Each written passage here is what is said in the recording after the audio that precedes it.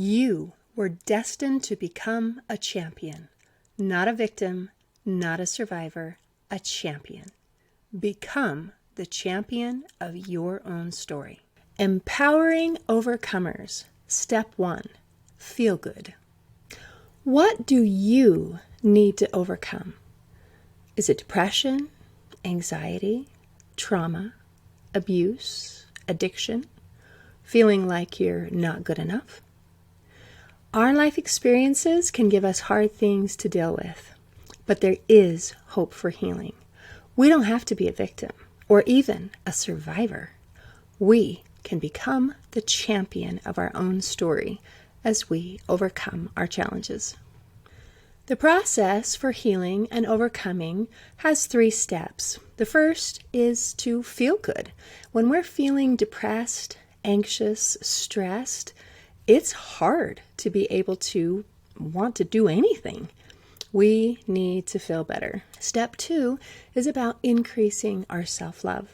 And step 3 is about becoming aware and letting go. This video is about step 1, learning how to feel good.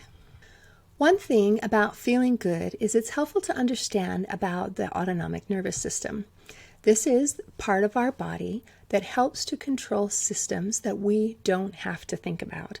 I don't have to think about my heart beating. I don't have to think about breathing. I don't have to think about digesting my food. I don't have to think about my immune system and trying to heal when I get sick.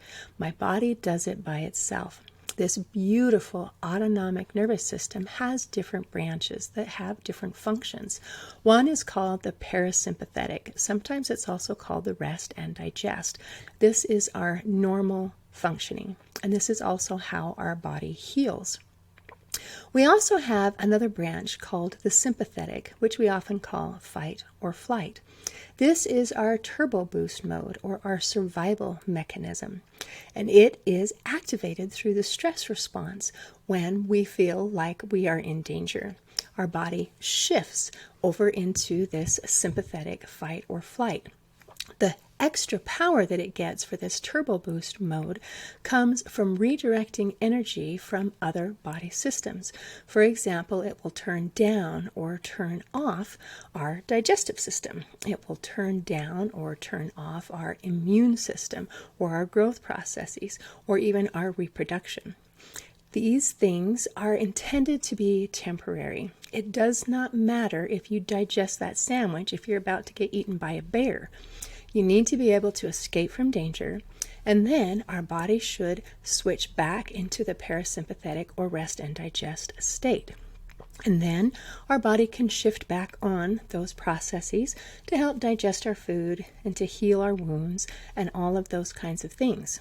However, if we are stuck in chronic fight or flight mode, our body begins to fall apart. We cannot function when our digestive system is turned down or turned off. Our immune system is turned down or turned off. We get sick. We get food allergies. We have problems. In fact, according to the CDC, over 90% of our physical ailments, things we go to the doctor for, are caused by chronic stress. So something we want to be able to learn how to do is to turn on that relaxation response, which activates that rest and digest phase of our body. One of the simplest and fastest way to do it is through breathing exercises, and I'll explain why. Most of the functions in our autonomic nervous system, we really don't have a lot of control over. For example, I cannot just choose to stop my heart. And I can't just choose to turn it back on. But with breathing, it's different. I don't have to think about it. My body's going to make sure that I breathe. But I can think about it. I can choose to hold my breath. I can choose to breathe slowly. And this gives us a wonderful hack into our autonomic nervous system. Our autonomic nervous system switches back and forth. One example of a quick switching over is if you are startled or if you are frightened. A common response is a gasp. A gasp is a quick intake of breath. When we do that, it automatically shifts our body into the fight or flight mode. Also, our body is automatically trying to fill our lungs with oxygen to prepare us so that we can run away from that bear. If there is a danger, then let's run away. But if there isn't, we can use our breathing to help shift us back into the rest and digest by doing just the opposite that we did when we gasped. Rather than a quick intake of breath, we do a slow exhale of breath.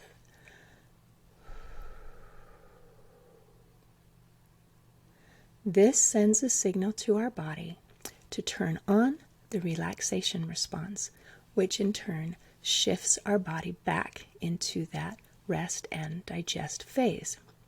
Now, breathing, when we switch into the fight or flight, it's instantaneous, but it takes a minute or two to switch back into the rest and digest. To be able to concentrate on our breathing, sometimes it's helpful to follow some patterns. One is called box breathing. Box breathing follows a pattern of counting to 4. Inhale for 4. 1, 2, 3, 4.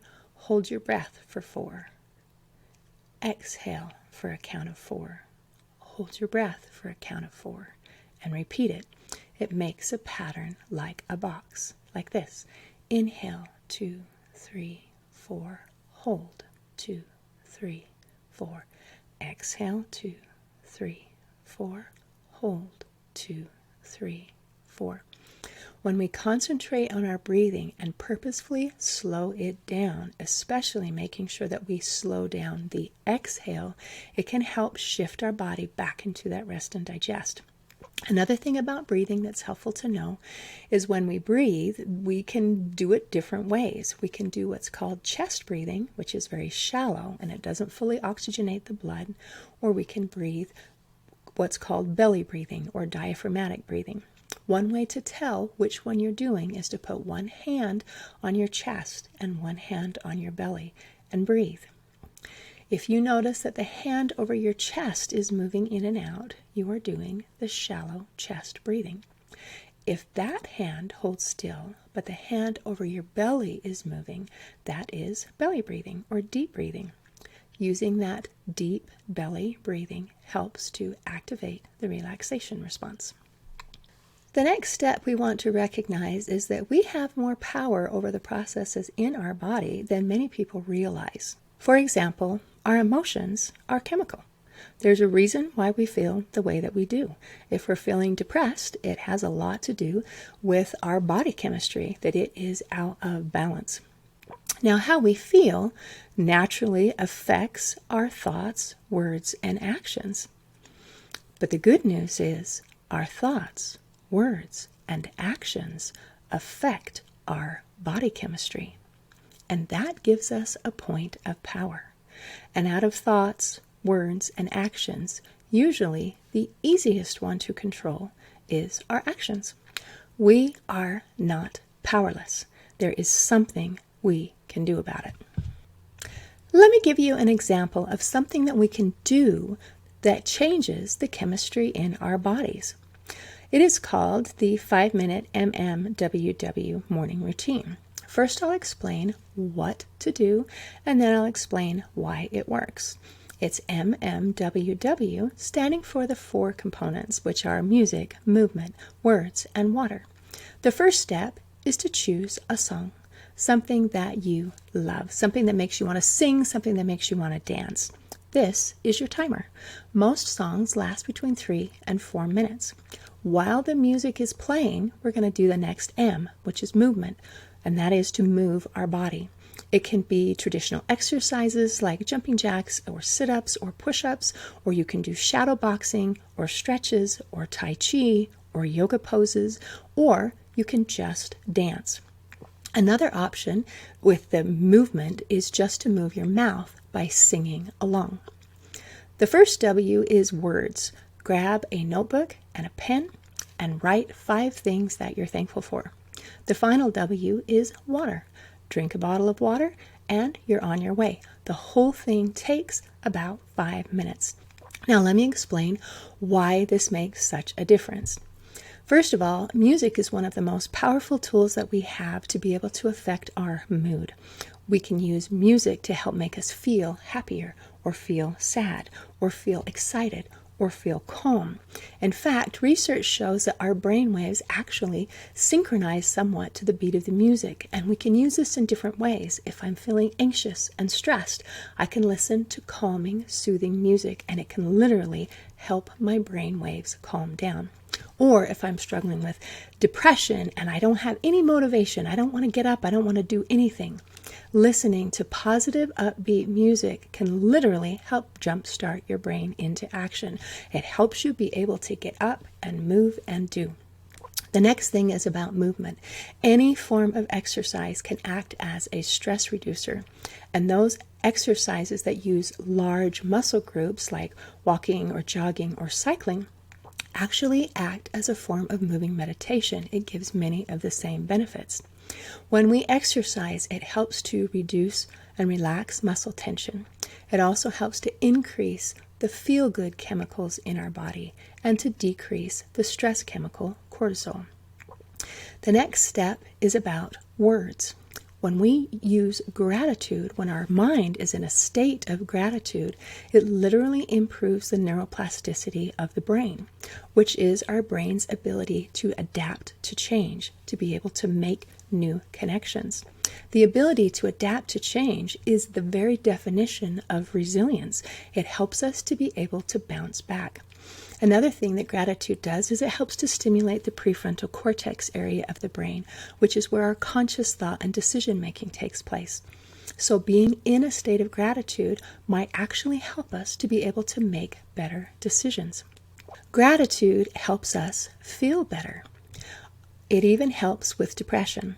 One of my favorite studies, a group of researchers took some people who were struggling with severe depression and anxiety and asked them to write down 3 good things that happened each day. And then after 2 weeks, they came back to see if it made any difference. And they found that 94% of participants had a significant improvement in the way that they felt. Gratitude helps to change our focus. It helps us get away from the woe is me and to recognize what is good and positive in our life.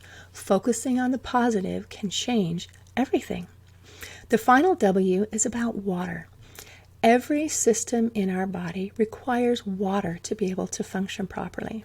For example, our brain is about 73% water, and research shows that if we are dehydrated as little as even 1%, it begins to negatively affect mood and brain function. Being adequately hydrated is one of the simplest, cheapest, and most overlooked tools we have to help benefit our physical, mental, and emotional well-being. You can download this MMWW poster for free on the Hope for Healing website at hopeforhealingfoundation.org. The next thing that we want to look at when we're trying to improve the way that we feel is our basic self-care. If we can remember the acronym DRESS, we want to pay attention to our diet, our rest, our exercise, supplements, and to manage our stress. Let's take a look at each one of those quickly. One of the reasons why diet is so important with the way that we feel is that there is a strong correlation between the way that we eat and the way that we feel. Also, nutritional deficiencies can cause depression. Also, diets that are high in sugar and junk food can cause chronic inflammation and oxidative stress. Another reason why it's so important to look at our diet when we're trying to feel better is that one of our feel-good hormones called serotonin is produced in the gut. 90% of our serotonin is produced in the gut, not in the brain. So what we eat makes a very big difference about the way that we feel. Another thing that we want to look at is, are we getting adequate rest? We just don't feel good if we don't get enough sleep. Sleep hygiene is those practices that we do to help us be able to sleep better. Some of the things include going to bed and getting up at the same time each night. Making sure to turn off all screens at least 30 minutes before bed. Light, particularly blue light, sends a signal to our brain that it's time to be up and doing. And it interferes with our brain's production of melatonin, which is our sleep hormone. We also want to make sure that our bedroom is quiet and dark, and that it's a comfortable place. There's another trick that is called grounding sheets that helps us to be able to enjoy a deeper sleep. Now let's look at exercise. Moving our bodies increases our energy and reduces stress and muscle tension. When we exercise, it increases our confidence. Another thing that it does is it helps to benefit our lymphatic system. Our lymphatic system is a part of our body that helps to clean out waste, it helps defend against infection, it balances the fluids in the body. It works in harmony with our circulatory system. However, the lymphatic system does not have a pump. Our circulatory system has a pump, it's our heart, but the lymphatic system does not. And so if we don't move our bodies, the lymph can remain trapped and our bodies can't clean it out. The next thing we want to look at is supplements. We already talked about how our diet is very important with the way that we feel. Well, sometimes our diet isn't quite adequate to get all the nutrients that we need, and supplements can help ensure that we're getting sufficient nutrients. This matters because deficiencies in certain nutrients can cause depression and other mental and emotional issues. Some of the vitamins that are very important for us to have is vitamin B, which helps us with our energy and it helps us to feel good. Another thing that can help is turmeric with black pepper, which can help with chronic inflammation. Now, not all supplements are of equal value. Unfortunately, the cheaper ones often don't help us very much. Some of the supplements that I would recommend are Empower Plus by True Hope. This supplement was specifically designed to help correct any of the nutritional deficiencies that can cause mental and emotional illness. They also have an excellent customer support service. Another vitamin that's very good is doTERRA, and another one is USANA. But you don't have to choose those. You can choose what you want. There is a resource that's free called multivitaminguide.org that has about 100 different vitamins that they have researched and given a rating according to different parameters like quality and bioavailability. So that's a great resource if you're looking for a vitamin or a supplement that works for you. The last S in DRESS is about our stress management. We just need to become aware and simplify if we possibly can. We've also talked about the stress response and the relaxation response. If we're stuck in chronic stress, our bodies fall apart. So it's very important to be able to recognize and know how to be able to turn it back into that rest and digest phase and activate that relaxation response. We talked about how we can do that through breathing exercises, and there are lots of other ways we can do it, and there are many tips on the Hope for Healing website at hopeforhealingfoundation.org. All right, it is time to get started. Now, it can be challenging starting a new habit. There is an excellent book called Atomic Habits by James Clear, and he gives some suggestions to help us to be able to actually do something new rather than just say, oh, that would be nice, and then continue our old habits. I'm going to share 3 tools that can make the difference from having less than 10% chance of success and follow through to more than 90% of success and follow through. The first is called habit stacking. Now, habit stacking is, it can be hard when you have a new habit and say, hey, I want to do this thing, and then we forget to do it. Habit stacking is when we stack it with a habit that we already do. For example, I always brush my teeth, so I can say I will do this thing right before I brush my teeth, or right after I go to the bathroom, or right after I take a shower, or eat breakfast, or whatever your morning routine happens to be. When you connect it with something you already do, then it gives you a time to be able to get it done. The second tool is that the new habit needs to be less than 2 minutes. It needs to be short enough that we can actually follow through. For example, out of the DRESS and the diet, rest, exercise, supplements, and stress, one thing that I could do that would take less than 2 minutes is to add a good quality supplement to my day. I can say, hey, I will take a supplement right after I brush my teeth, or whatever. It can be done in less than 2 minutes, and I'm more likely to do it. The MMWW routine, which is 5 minutes, is actually too long in order to have that be a good goal. It would be easier to say, I will press play. I can do that. And if I press play, it is possible and even likely that I will follow through and do the rest of the MMWW. But if you don't, and you just press play, can I mark on my tracking sheet that I did it? The answer is yes. If the goal is press play, then just press play. And then the next day, and the next day. The most important thing is that you do it. Just get started. And as it becomes a habit, it will become easier to add more things. The next tool that I'm going to share is it's very helpful to have an accountability partner. Choose someone, a friend, a relative, someone who will be willing to support you. And then just text them every day, I did it. And then they can respond with something simple like an emoji. Very, very short, very, very simple.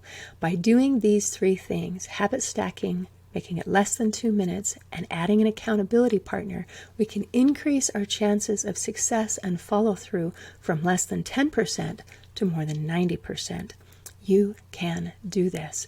We need to start with small and simple things. If we choose one small thing and actually do it, it will be far more effective than wishing to do many things and then not doing any of them. I have a free tracking sheet available for you at the Hope for Healing website at hopeforhealingfoundation.org. I invite you to watch the other videos in this series about empowering overcomers. Step 1, feel good. Step 2, increase self-love. Step 3 is about becoming aware and letting go, parts 1 and 2. There's also a video about overcoming trauma and abuse, and a final video about why you are good enough right now. My name is Linda Bjork, and I am an overcomer. I have overcome depression, anxiety, trauma, low self-worth, feeling like I'm not good enough, self-limiting beliefs, and self-sabotage. I created Hope for Healing nonprofit to help empower other people to be able to overcome their challenges as well. And I have interviewed hundreds of experts and overcomers on my podcast, Linda's Corner, to be able to help even more people. I invite you to read some of my books, like Crushed, A Journey Through Depression, and You Got This, an action plan to calm fear, anxiety, worry, and stress. Thank you.